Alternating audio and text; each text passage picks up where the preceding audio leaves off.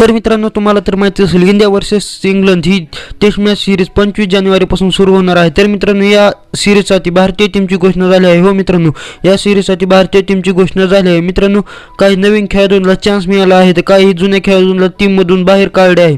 तर मित्रांनो चला आता आपण टीम पाहू। तर मित्रांनो आपण जर ती टीम पाहिली तर मित्रांनो त्यामध्ये Rohit Sharma captain, K Rahul wicket keeper, Shreyas Iyer, Shubman Gill, Virat Kohli, Yashasvi Jaiswal, Axar Patel, Ravichander Ashwin, Ravindra Jadeja, ध्रुव जुरेल।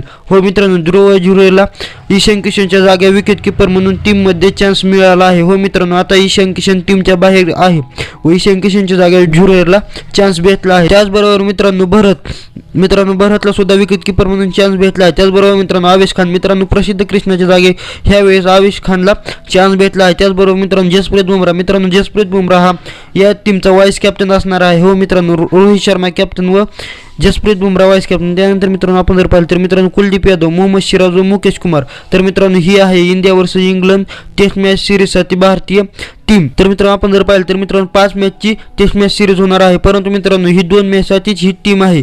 तर मित्रांनो यामध्ये मोहम्मद शमी नाही, कारण मित्रांनो शमी इंजर्ड आहे। त्याचबरोबर ऋतुराज गायकवाड ही इंजर्ड असल्यामुळे त्या दोघांना यामध्ये चान्स भेटला नाही।